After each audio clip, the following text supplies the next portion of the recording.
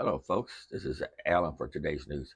I will be reading and speaking about world news, interesting news, news to keep you entertained, and news to keep you informed. And what I got for you first here, this is from Cheddar News. It says U.S. gas prices forecast to rise after oil producer cuts. Let's listen to what this says here. Saudi Arabia and other major oil producers are saying they're going to cut oil production by 1.15 million barrels a day from May until the end of the year. And that comes as OPEC Plus is set to meet today for a virtual panel that has oil prices hit a 15-month low. That squeeze is expected to push gas prices up by roughly 26 cents a gallon, according to some experts. It also further strains ties with the U.S., which has called on Saudi Arabia and other allies to increase production. This as it tries to bring prices down and also squeeze Russia's finances on the back of the war in Ukraine. Let's see what the rest of this says here.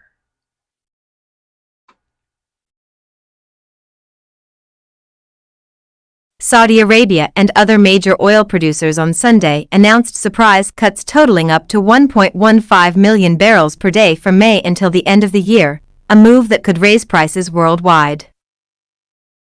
Higher oil prices would help fill Russian President Vladimir Putin's coffers as his country wages war on Ukraine and force Americans and others to pay even more at the pump amid worldwide inflation.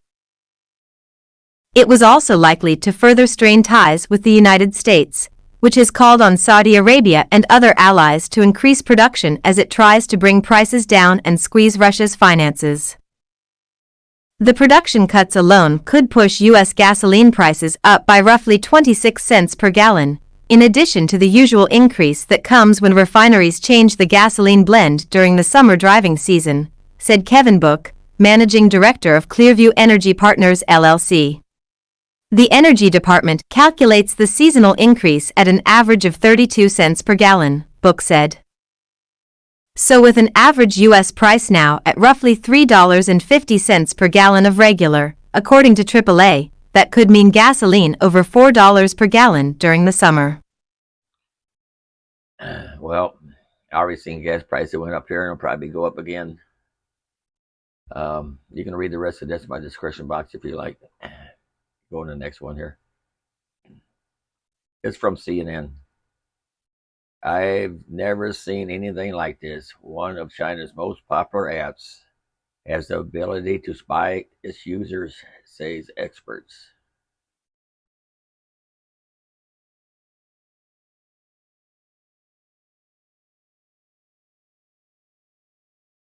It is one of China's most popular shopping apps, selling clothing, groceries, and just about everything else under the sun to more than 750 million users a month.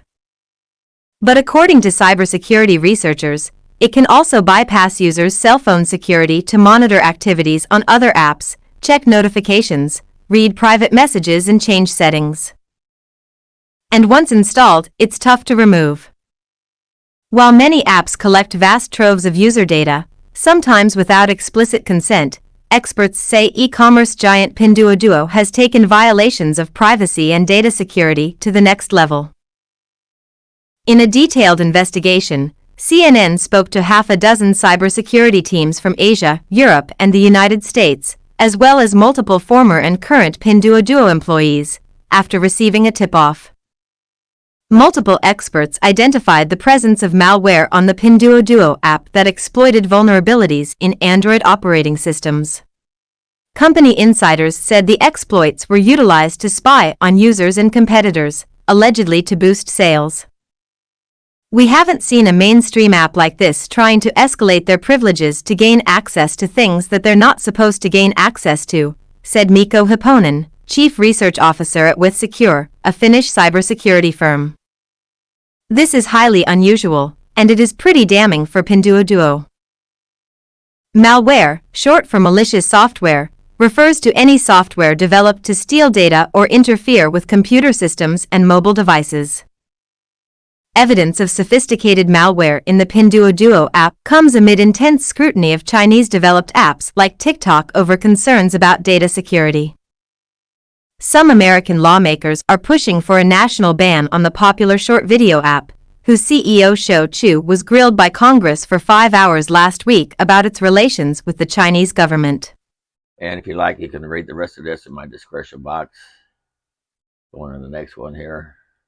I got a lot going on here, but I don't know if I can get it all out. It's from Metro. Russian blogger killed in explosion after woman handed him statue.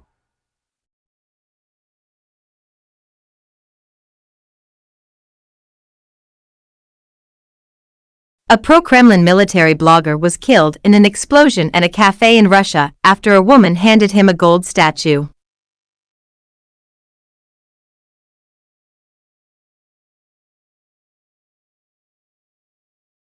Vladlen Tatarsky, who reported from the Ukraine frontline, was killed, as well as 15 others being injured in the blast in St. Petersburg this afternoon. Tatarsky, whose real name was Maxim Fomin, had more than 560,000 followers on Telegram. Speaking about Russian firepower in the Kremlin last year, he had previously said, "We will defeat everyone, we will kill everyone, we will rob everyone as necessary. Just as we like it." Russia media reported that Tatarsky was meeting with members of the public and that a woman presented him with a statuette that apparently exploded. Russia's Interior Ministry said everyone at the cafe at the time of the blast was being checked for involvement. It comes as Russian Foreign Minister Sergei Lavrov told U.S. Secretary of State Antony Blinken it was unacceptable for Washington to politicize the case of Wall Street Journal reporter Evan Gershkovich, who has been detained and accused of spying in Russia. A video showed the moment Tatarsky was presented with the gold-colored figurine, which appeared to depict the war propagandist. He held it and gazed at it approvingly, moments before the explosion which killed him.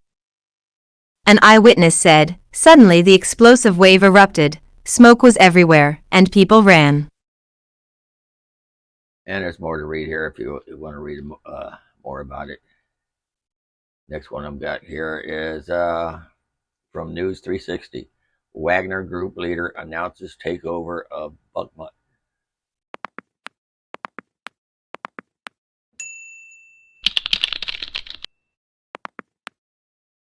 Wagner Group founder and owner Yevgeny Prigozhin announced on Sunday night that Russian troops now control the center of the eastern Ukrainian town of Bakhmut.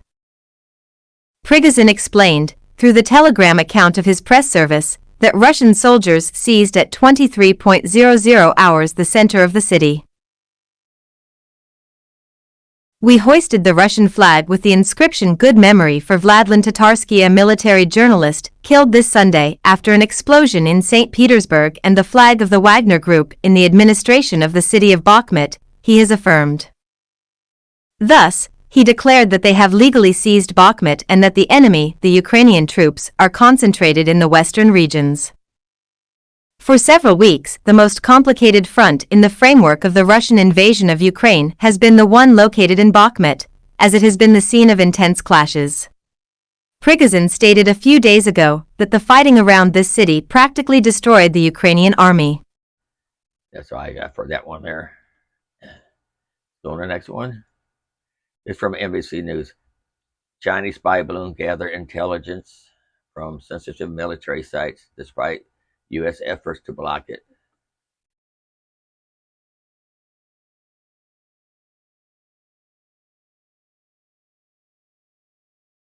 The Chinese spy balloon that flew across the U.S. was able to gather intelligence from several sensitive American military sites, despite the Biden administration's efforts to block it from doing so, according to 2 current senior U.S. officials and 1 former senior administration official.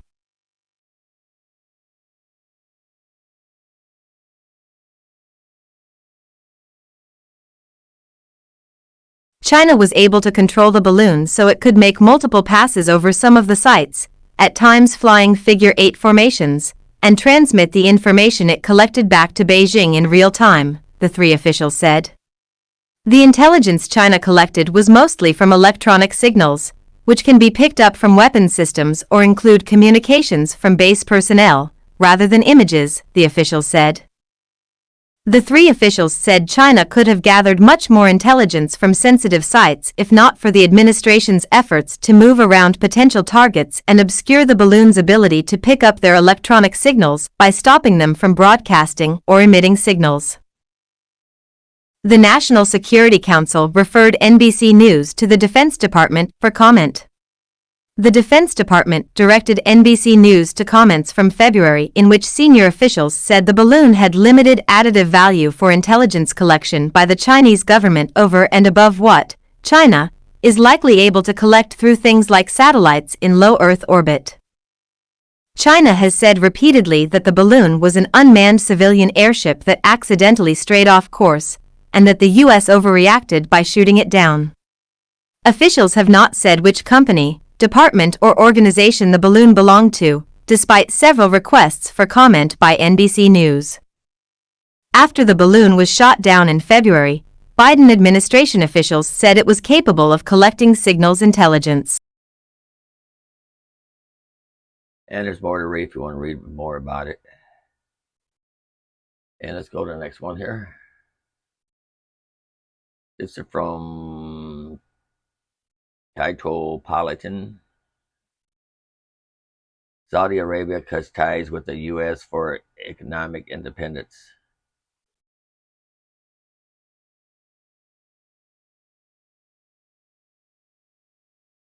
In a surprising move, Saudi Arabia and the OPEC Plus group of producers have announced a cut in oil production of approximately 1.6 million barrels per day.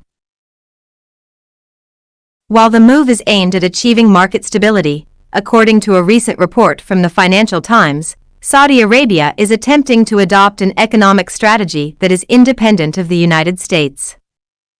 Saudi's unexpected cut in oil production. The decision to cut oil production comes as a surprise, particularly as it is lower than the expected reduction of 2 million barrels per day that was to be agreed upon during the meeting that included Saudi Arabia and Russia. Scheduled to commence in May, the announced voluntary reductions in production supplement previously established cuts agreed upon in October. Riyadh has officially stated that it will curtail output by 500,000 barrels per day, while Iraq will decrease its production by 211,000 barrels per day.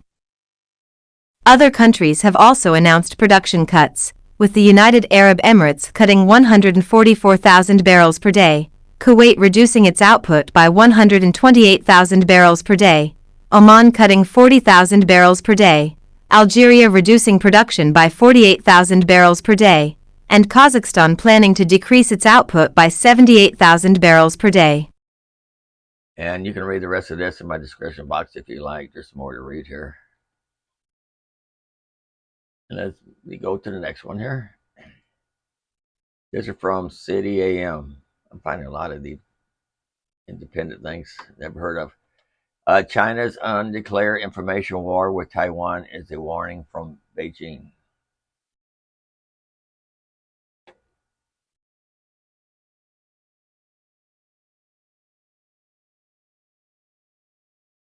We can't afford not to care about what happens between China and Taiwan.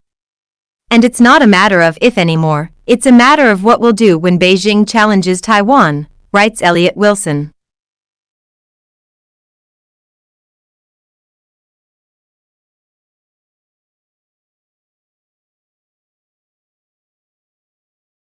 When people show you who they are, believe them may not be an infallible guide in international diplomacy. After all, every schoolboy learns Henry Wotton's definition of an ambassador as an honest gentleman sent to lie abroad for the good of his country. The Jacobean envoy captures the light and shade of relations between states, but it may be the first maxim which is more valuable when dealing with China at this moment. President Xi Jinping, elected for an unprecedented third term last month, has always regarded the annexation of Taiwan as an essential part of his tenure. He calls it national reunification, but of course Taiwan has never been ruled by the Chinese Communist Party, being the last redoubt of Chiang Kai-shek's Republic of China. But the CCP regards the island as the unredeemed spoils of its victory in the Civil War of 1945-49, and Xi has made the seizure of Taiwan a near existential goal. We should believe the Chinese president because we know this is not an idle boast. William Burns, the director of the CIA, identified China as America's biggest geopolitical test when he was confirmed, unanimously, by the Senate in 2021. In February of this year, he announced that as a matter of intelligence he knew that she had instructed the People's Liberation Army, the Chinese armed forces, to be ready for an invasion of Taiwan by 2027. Even now, the only new aspect is our certainty. Since 1979, the U.S. has been bound by the Taiwan Relations Act, which requires it to provide its ally with a self-defense capability sufficient to ward off the threat from the mainland. And there's more to read if you want to read it. The link will be in my description box, like always. And my next one here is from Fox News. Our military is in a dangerous decline, and this is the reason why.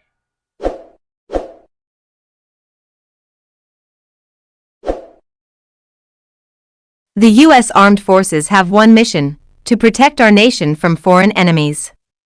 Our troops are as committed to that mission as ever before. But according to a bracing new report, our warriors' ability to do their job is being undermined by civilian leaders more interested in woke indoctrination and partisan politics than warfighting readiness.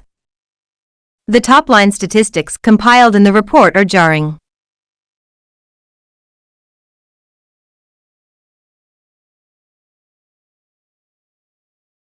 The report of the National Independent Panel on Military Service and Readiness is an urgent warning about creeping politicization at the Pentagon and its corrosive impact on America's national defense.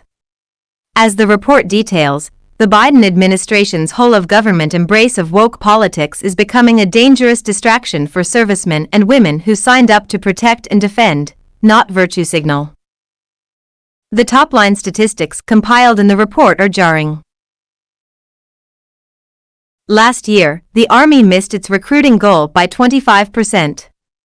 They expect this year to be even worse. The Navy, Air Force, and Marine Corps began the new fiscal year in October 50% below their normal recruiting numbers. Public confidence in the military is falling precipitously, and even military families, from which most recruits come, are less likely to recommend military life. This is how we win a new Cold War with China. What explains the decline? According to a November poll, the most common explanations included military leadership becoming overly politicized and so-called woke practices undermining military effectiveness. Another survey found that 65% of active duty servicemen and women are concerned about politicization, including the woke training programs and equity-minded reduced physical fitness standards. Troop retention rates are falling, too, and for the same reasons. As the report notes, the perception that non-warfighting missions are distracting senior military leadership may alienate experienced, skilled, and knowledgeable warfighters, incentivizing their early departure. And you can read the rest of this in my description box if you like. And I'm going to go on to the next one here. I'm up to 18 minutes of my news here. This is from Love Money. Hunter Biden's Secret Service hideouts costs over $30,000 a month.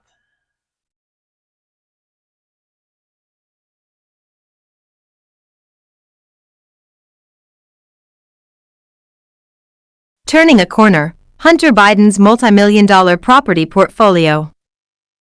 Hunter Biden was marked by tragedy at a young age, first losing his mother and sister in a car accident when he was just 2 years old and later, his brother to rare brain cancer. While the scandal-plagued middle child of the current president of the free world seems to have turned a corner in recent years, Hunter's real estate portfolio has always remained strong. Click or scroll through for a peek at every place Hunter has lived, from his childhood Delaware mansion to his current Malibu artist getaway, plus the Secret Service crash pad costing taxpayers a pretty penny.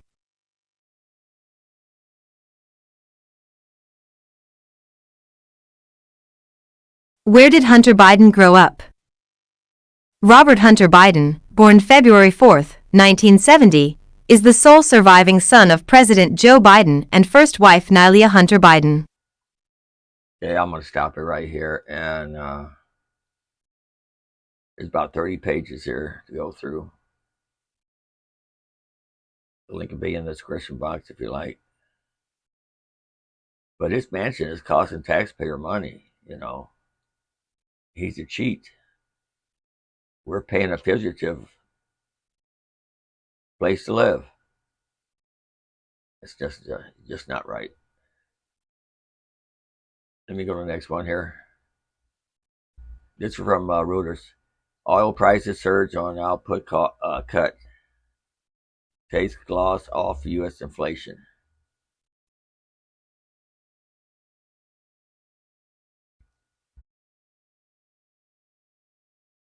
Sydney, Reuters. Oil prices surged on Monday after Saudi Arabia and other OPEC Plus oil producers announced a surprise round of output cuts, a potentially ominous sign for global inflation just days after a slowdown in U.S. price data had boosted market optimism. Brent oil futures jumped almost $6 to $85.54 a barrel in hectic early trade on news output would be cut by around 1.16 million barrels per day, while U.S. crude climbed $5.22 to $80.89. O/R. Sunday's development comes a day before a virtual meeting of an OPEC Plus ministerial panel, which includes Saudi Arabia and Russia, and which had been expected to stick to 2 million BPD of cuts already in place until the end of 2023. The latest reductions could lift oil prices by $10 per barrel, the head of investment firm Pickering Energy Partners said on Sunday. Goldman Sachs lifted its forecast for Brent to $95 a barrel by the end of the year and to $100 for 2024. The surge in energy costs somewhat overshadowed Friday's slower reading for core U.S. inflation, which had seen Wall Street end the month on a strong note. N. S&P 500 futures dipped 0.3% early Monday, while Nasdaq futures lost 0.4%. Nikkei futures were still pointing to opening gains, though they were off their highs. Treasury futures slipped, while Fed fund futures pared back expectations for rate cuts later in the year. The market nudged up the chance of the Federal Reserve hiking rates by a quarter point in May to 57%, from 48% on Friday. Okay, that's enough of that. Anyway, there's a couple more sentences to read if you want to read it. And I'm going to the next one here. This is from Slash Gear. Why are TCL TV so cheap, and are they any good? Let's see what it says. TCL TVs often come in at reasonable prices compared to bigger name competitors. Better recognized brands, such as Samsung and Sony, offer products that cost more than TCL equivalents despite what appear, on paper, to be comparable feature sets. So, is TCL any good? Skeptical shoppers are right to be concerned. In an age of visual one-upmanship and competing smart TV standards, the consumer television market is fraught. Prices at the top end are dizzyingly high, while lower-priced sets often have a noticeable drop in quality. By all appearances, TCL is building a successful business by offering a happy medium.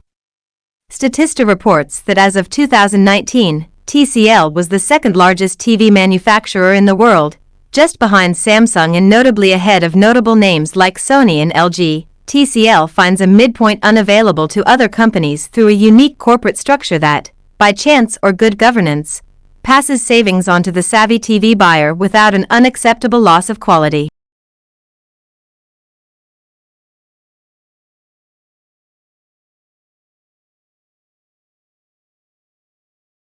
And here's a link here.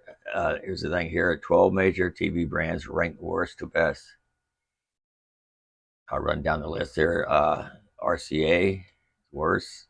Exigna, that's Best Buy stuff. Toshiba, JVC, Philips, I never liked Philips. Panasonic, Vizio, number 6. Hisense, number 5. Hisense outbeat Vizio, believe that or not. TCL, Sony, Samsung, LG. And they don't have my television here. I got a Scepter, and I got two Scepters, and I don't even see them around no more. But anyway, the link will be in my description box if you want to go through these.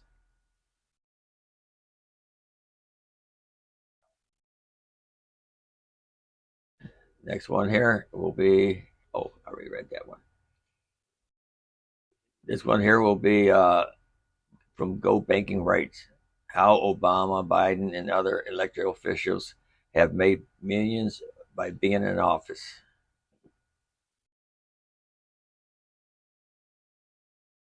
Oh, gee. That's the wrong one here.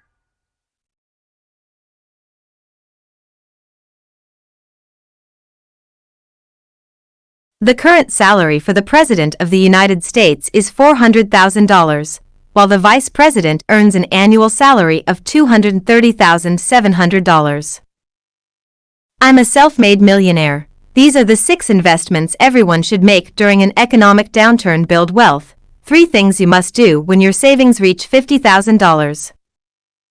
Although that's not chump change, some of the politicians who have held these esteemed positions have been able to parlay their time in the White House into millions through book deals, paid appearances, and consulting gigs. Here's how President Joe Biden, former President Barack Obama, and other politicians have used their time in office to boost their net worths. And if you're interested in it, that's all there is to read on that, looks like.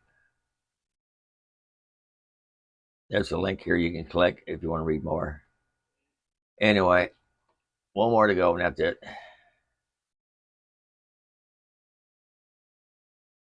I think. Yeah, here it is. How rich are President Joe Biden, Vice President Kamala Harris, and the wealthiest U.S. politicians?